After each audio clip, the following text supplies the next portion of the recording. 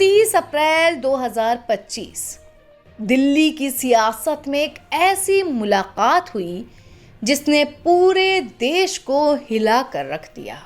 राष्ट्रीय स्वयंसेवक संघ के सरसंघ चालक मोहन भागवत बिना किसी पूर्व घोषणा के अचानक प्रधानमंत्री नरेंद्र मोदी के आवास पर पहुंचे। 1.5 घंटे की इस मुलाकात ने सवालों का तूफान खड़ा कर दिया। क्या ये मुलाकात पहलगाम के आतंकी हमले की प्रतिक्रिया थी या इसके पीछे कुछ और था? एक ऐसी साजिश जो बीजेपी और आरएसएस के रिश्ते को हमेशा के लिए बदल सकती थी। ये कहानी है उस विवाद की जिसने दिल्ली की सियासी गलियारों से लेकर बिहार की गलियों तक हलचल मचा दी। एक कहानी जिसमें आतंकवाद, सत्ता, वैचारिक टकराव और सामाजिक बदलाव की परतें छिपी हैं। आइए इस रहस्य के पर्दे को उठाते हैं। 22 अप्रैल 2025 की सुबह पहलगाम, जो अपनी प्राकृतिक सुंदरता के लिए जाना जाता है, उस दिन खून से लाल हो गया। लश्कर-ए-तैयबा के 5-6 आतंकियों ने बैसरन मैदान में घुसपैठ की और पर्यटकों पर अंधाधुंध गोलीबारी शुरू कर दी। 26 लोग मारे गए, दर्जनों घायल हुए। यह हमला न केवल भारत की सुरक्षा व्यवस्था पर सवाल था, बल्कि नरेंद्र मोदी सरकार के लिए एक बड़ा झटका था। लेकिन यह हमला पहला नहीं था। पठानकोट, उरी, पुलवामा, मोदी सरकार के 11 सालों में कई आतंकी हमले हुए और हर बार सरकार ने सख्त कार्रवाई की, लेकिन इस बार कुछ अलग था। इस बार मोहन भागवत, जो कभी भी ऐसे मौकों पर पीएम आवास नहीं गए, अचानक 29 अप्रैल को 7 लोग कल्याण मार्ग पहुंचे। सवाल उठा, क्यों? 29 अप्रैल की दोपहर मोहन भागवत का काफिला पीएम आवास पर रुका। 1.5 घंटे तक चली इस मुलाकात में क्या हुआ, ये कोई नहीं जानता, लेकिन सियासी गलियारों में अटकलों का बाजार गर्म था। कुछ ने कहा कि ये मुलाकात पहलगाम हमले पर रणनीति बनाने के लिए थी, लेकिन सच इतना सरल नहीं था। पिछले आतंकी हमलों में मोहन भागवत कभी पीएम से इस तरह नहीं मिले। फिर इस बार क्या हुआ? क्या आरएसएस को लग रहा था कि सरकार की रणनीति में कोई कमी है, या इसके पीछे कोई और सियासी खेल था? क्या मोहन भागवत ने पीएम को कोई अल्टीमेटम दिया? क्या आरएसएस बीजेपी पर दबाव बना रहा है? मीडिया ने इसे पहलगाम हमले से जोड़ा, लेकिन सवाल ये था कि अगर ये केवल सुरक्षा की बात थी तो गृह मंत्री अमित शाह पहले से ही मौजूद थे। फिर भागवत की क्या जरूरत थी? जवाब छिपा था एक और बड़े घटनाक्रम में, जो अगले ही दिन सामने आया। 30 अप्रैल 2025 को बीजेपी ने बिहार विधानसभा चुनाव के लिए एक चौंकाने वाला ऐलान किया। पार्टी ने कहा कि वो जातिगत जनगणना को अपने अभियान का मुख्य मुद्दा बनाएगी। ये फैसला इसलिए चौंकाने वाला था क्योंकि बीजेपी और आरएसएस दोनों ही लंबे समय से जातिगत जनगणना के खिलाफ थे। आरएसएस का मानना था कि जातिगत जनगणना हिंदू एकता को कमजोर करती है, लेकिन बिहार में नीतीश कुमार की सरकार ने पहले ही जातिगत जनगणना करा ली थी और विपक्ष इसे चुनावी हथियार बना रहा था। बीजेपी को लगा कि अगर वो इस मुद्दे पर चुप रही तो पिछड़े वर्ग और दलित वोटर उससे दूर हो जाएंगे।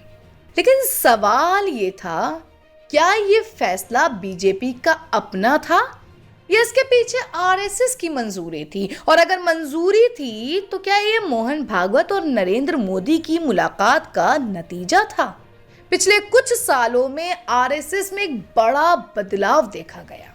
मोहन भागवत, जो 2009 से सरसंघ चालक हैं, उन्होंने संगठन को एक नई दिशा दी। जहां पहले आरएसएस को हिंदुत्व और सांस्कृतिक राष्ट्रवाद के लिए जाना जाता था, वहीं भागवत ने अल्पसंख्यकों और पिछड़े वर्गों के प्रति नर्म रुख अपनाया। 2023 में भागवत ने जाति व्यवस्था को हिंदू धर्म के खिलाफ बताया। उन्होंने कहा कि जन्म के आधार पर भेदभाव खत्म होना चाहिए। यह बयान आरएसएस के कट्टर समर्थकों के लिए झटका था। कुछ ने इसे तुष्टीकरण कहा तो कुछ ने इसे आरएसएस की नई रणनीति माना। लेकिन यह बदलाव क्यों? जवाब छिपा था 2024 के लोकसभा चुनावों में।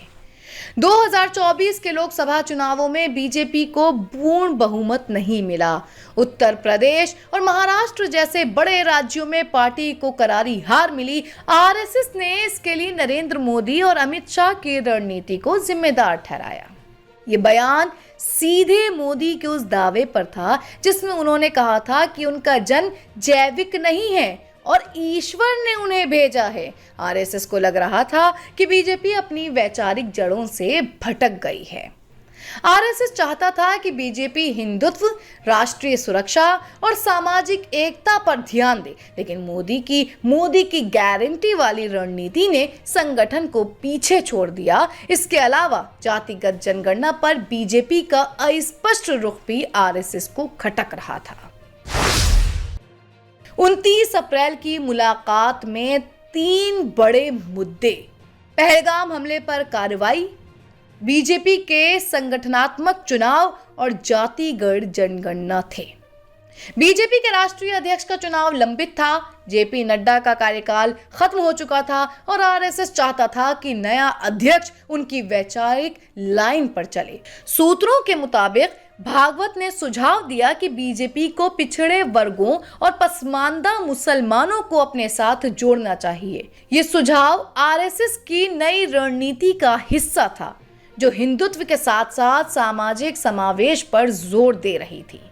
बीजेपी का जातिगत जनगणना का ऐलान एक नौटंकी है। जब हमने बिहार में जनगणना की तो ये लोग विरोध कर रहे थे। विपक्ष ने बीजेपी पर हमला बोला। उधर आरएसएस के कुछ कट्टर समर्थकों ने भी जातिगत जनगणना के फैसले की आलोचना की। सोशल मीडिया पर #RSS बिट्रेइंग हिंदुत्व ट्रेंड करने लगा। कुछ ने दावा किया कि मोहन भागवत बीजेपी को कमजोर करने की साजिश रच रहे हैं, तो दूसरी तरफ शिवसेना के संजय राउत ने कहा कि ये मुलाकात मोदी के सितंबर में रिटायरमेंट की योजना से जुड़ी है। लेकिन सवाल बरकरार था, क्या आरएसएस और बीजेपी के बीच सब कुछ ठीक है? बिहार में बीजेपी के जातिगत जनगणना के ऐलान का असर दिखा। नीतीश कुमार ने इसका स्वागत किया, लेकिन तेजस्वी ने इसे जुमला बताया। इस बीच आरएसएस ने अपने स्वयं सेवकों को बिहार में जमीनी स्तर पर काम करने का निर्देश दिया। आरएसएस की नई रणनीति साफ थी।